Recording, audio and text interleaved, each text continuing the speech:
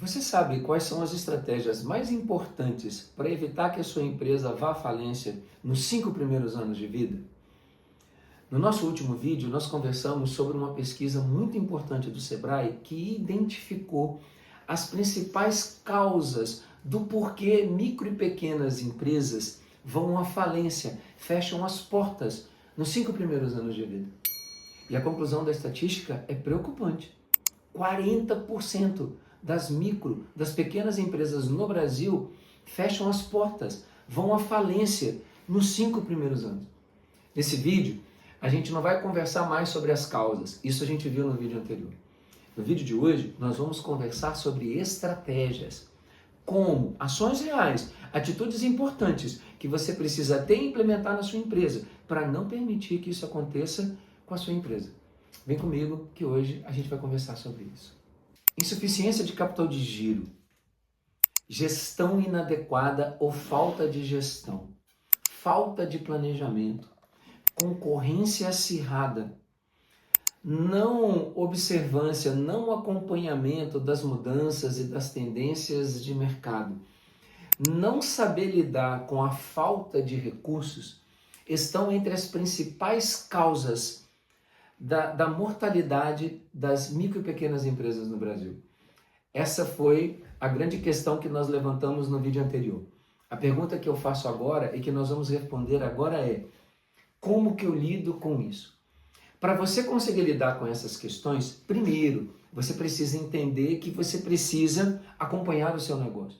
Você precisa monitorar o seu negócio. Eu não consigo gerenciar aquilo que eu não controlo.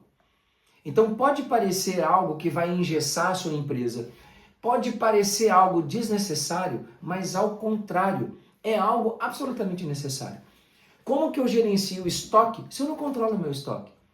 Como que eu gerencio a inadimplência dos meus clientes se eu não controlo essa inadimplência e se eu não me preocupo com como eu concedo crédito para o meu cliente? Percebe? Concorda comigo? Se eu não controlo, eu não gerencio. Para eu poder lidar com as causas que podem me levar à falência, que podem impedir que o meu negócio prospere, eu preciso controlar. E aí eu preciso de indicadores, eu preciso monitorar isso. Eu sugiro que você tenha pelo menos 3 grandes grupos de indicadores. Você precisa ter indicadores operacionais, você precisa entender a sua operação, você precisa acompanhar a sua operação, giro de estoque, curva de vendas, qual produto vende mais? Qual produto vende menos? Qual fica mais tempo no estoque? Qual fica menos tempo no estoque? Se você é uma indústria, como vai a minha produtividade? Como é que está a qualidade do meu produto? A minha atividade produtiva gera produtos com defeito? Eu tenho muito reprocessamento? Então, indicadores produtivos, indicadores operacionais. Você olhar para o seu negócio e entender como ele funciona. Segundo grande grupo de indicadores que eu recomendo, indicadores econômicos. As minhas margens de lucro, como elas estão? Eu tenho uma boa margem bruta? Eu tenho uma boa margem operacional? Quanto é que sobra para mim de verdade no final? E aí eu estaria olhando para a minha margem líquida. Margem me permite olhar para a lucratividade. Outro grande indicador econômico é o retorno, a rentabilidade. Margem e retorno são coisas diferentes. Margem é o que sobra para mim depois que eu deduzir os meus custos, as minhas despesas. Retorno é o resultado que eu obtenho de um investimento. Então, se eu gastei R$200 mil para criar uma empresa, qual é o retorno desse ativo? Qual é o retorno do capital investido? Eu preciso medir isso. Isso é rentabilidade. Lucratividade é a diferença entre receita e despesa. São coisas diferentes. Um pode me ajudar a alcançar o outro, mas não é a mesma coisa. E aí eu preciso medir outra coisa. Retorno do meu ativo, retorno do capital investido. Poxa, Eduardo, eu nunca pensei nisso. Eu nem sei qual é o retorno da minha empresa. Se você não sabe, você precisa saber. Eu vou preparar um outro vídeo no canal para a gente aprender a calcular esses indicadores. porque tem a maneira certa de fazer. Não adianta só eu controlar, eu preciso controlar da maneira certa. Imagina que eu meço, mas eu meço errado. Imagina que você calcule errado a sua margem de lucro. Nesse vídeo, a gente não vai focar no cálculo, porque a gente está preocupado em que a nossa empresa não vire uma estatística ruim do Sebrae, que a nossa empresa não vá à falência. Então, entendendo as causas que a gente já relembrou, o que eu tenho que fazer para que isso não aconteça? Controlar é a primeira ação. Entender o que acontece com o seu negócio é a primeira ação. O terceiro grande grupo de indicadores que eu recomendo que você tenha são indicadores financeiros. Se eu olhei para a minha operação, se eu cuidei dos aspectos econômicos, eu também preciso cuidar dos meus aspectos financeiros. A gente já conversou em vídeos anteriores que o caixa de amanhã depende do lucro de hoje. Então, primeiro eu olhei para o aspecto econômico. Olha o meu cuidado em orientar você a fazer as coisas na ordem certa. Muita gente se preocupa com o caixa primeiro. Não, você tem que se preocupar primeiro com a venda, o preço de venda e com o custo. Porque senão o caixa de amanhã não vai ser suficiente para pagar suas contas. Então, olha o cuidado. Primeiro os indicadores operacionais, a minha operação, ela funcionando bem. Essa operação gerando resultados econômicos. E agora, por último, essa operação gerando resultados financeiros. Como é que está meu caixa? Como é que está o meu fluxo de caixa? Como é que está a minha liquidez? Eu tenho endividamento? Como é que está o meu endividamento? Há alguma proporção do meu endividamento com o meu capital próprio? Ou eu estou devendo demais? Lembra que essa é uma das causas da falência das micro e pequenas empresas? A insuficiência de capital, a insuficiência de recursos. E se eu estou tomando recurso demais e estou tendo retorno de menos? Percebe a necessidade do que a gente está conversando aqui juntos? Então, a primeira coisa, você vai precisar controlar esses três aspectos, minimamente, operacionais, econômicos e financeiros. Se você consegue enxergar, identificar isso, então agora a gente consegue pensar em estratégias, naquilo que eu deveria estar fazendo. Mas atenção, a ideia, o ideal, não é que isso seja uma reação. A ideia é que você faça isso por primeiro. A ideia é que você pare por um instante, levante a cabeça, olhe para frente e planeje.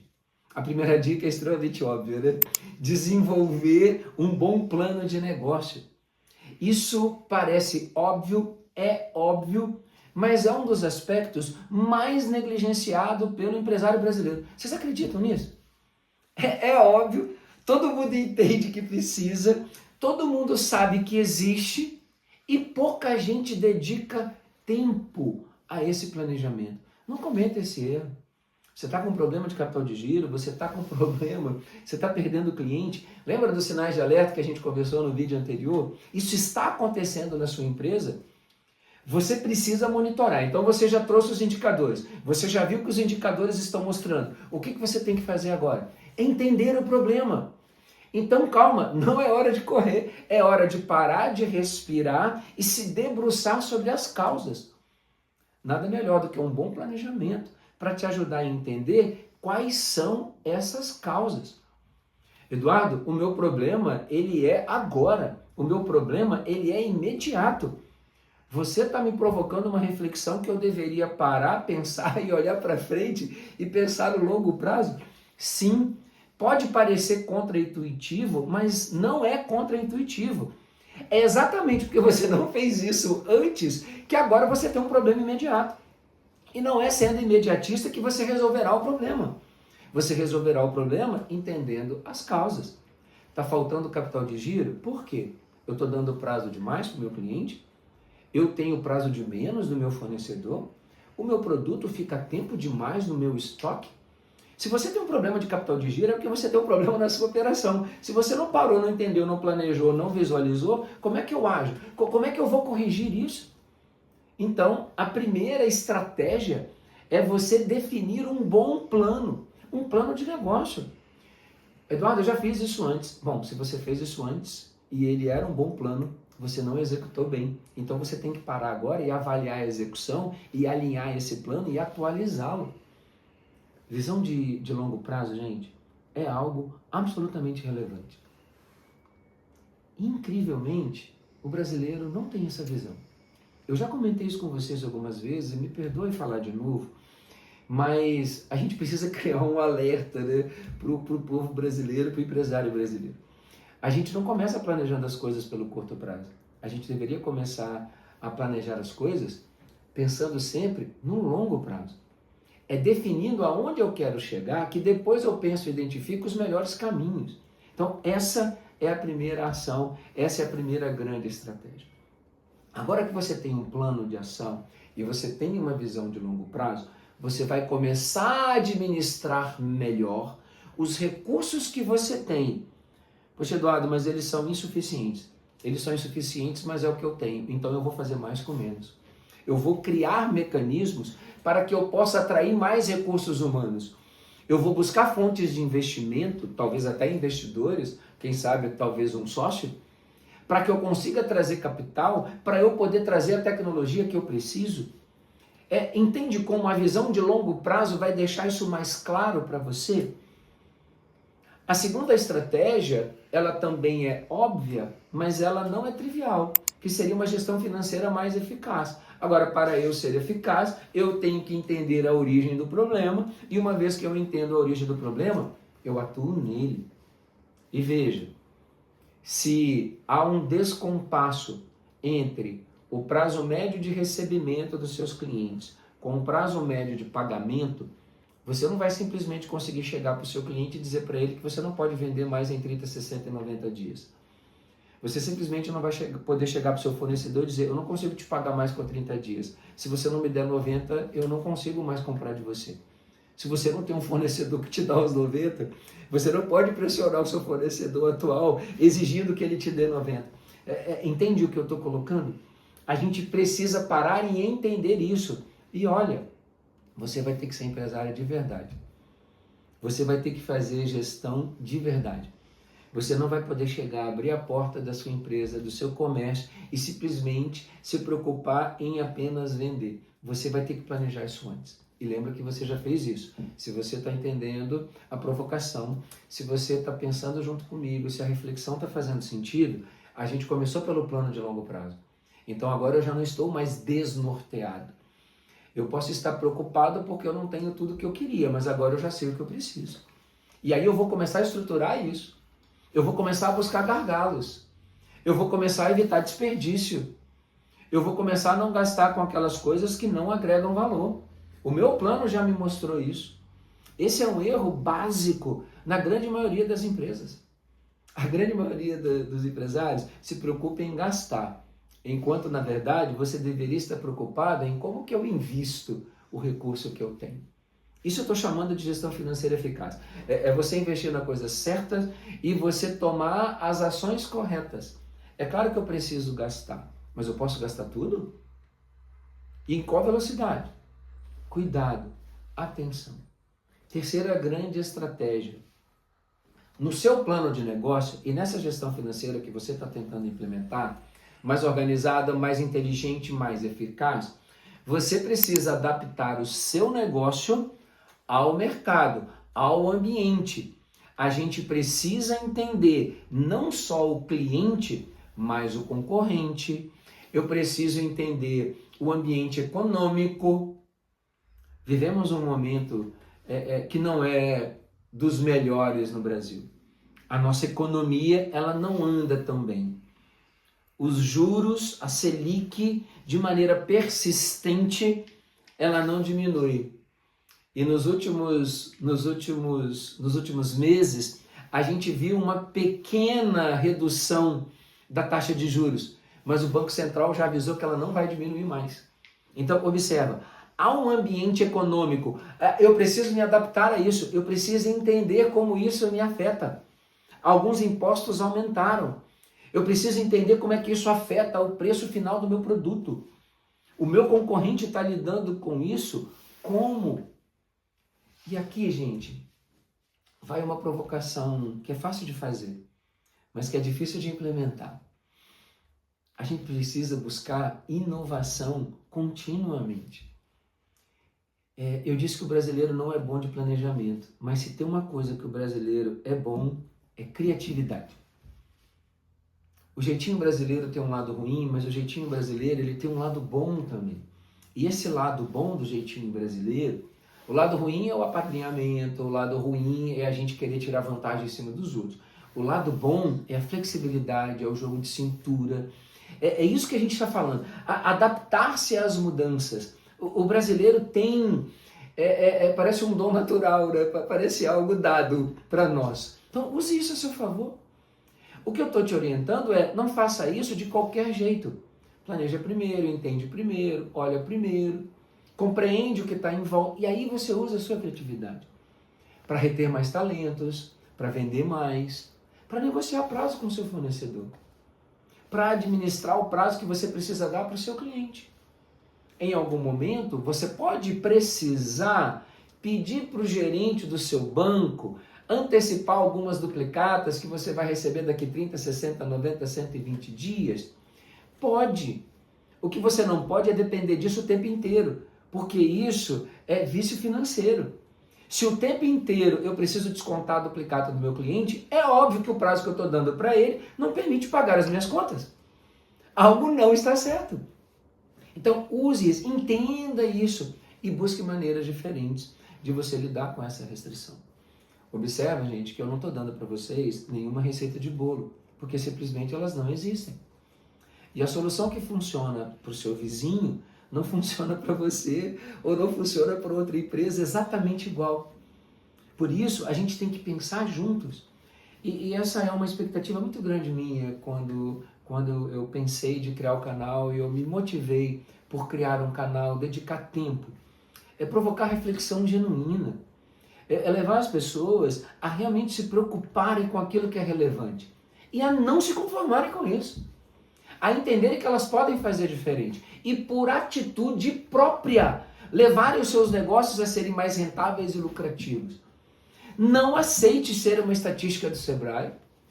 Não aceite isso. Agora, eu não vou fazer isso de braço cruzado, né? Eu vou fazer isso entendendo o problema. Então, quando eu falo de buscar inovação, é fazer diferente mesmo. É fazer não só diferente do que eu fazia antes, mas é fazer diferente do meu concorrente.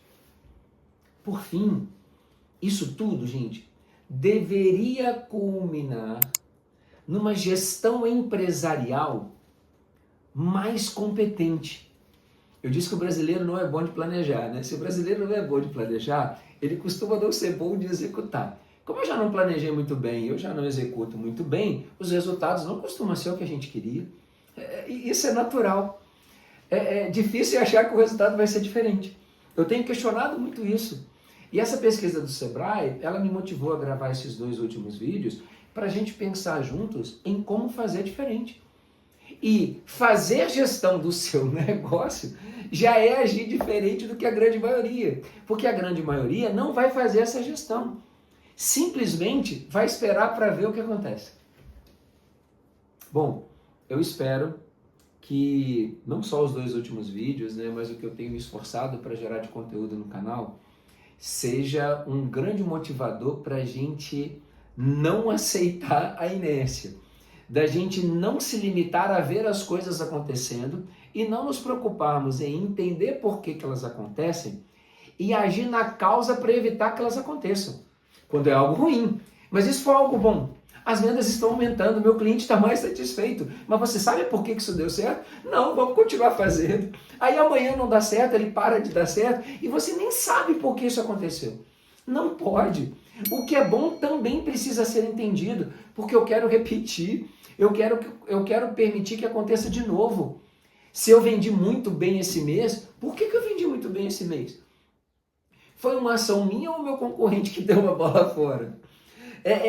A gente não pode deixar que as coisas simplesmente aconteçam ao acaso. É o deixar para depois que culmina em todas as questões que a gente discutiu dessa importante pesquisa do Sebrae. A cada 4, 5 anos, o Sebrae ele refaz essa pesquisa e ele apresenta esses resultados. Os dados que eu trouxe para vocês no vídeo anterior e nesse vídeo são da pesquisa do final do ano passado.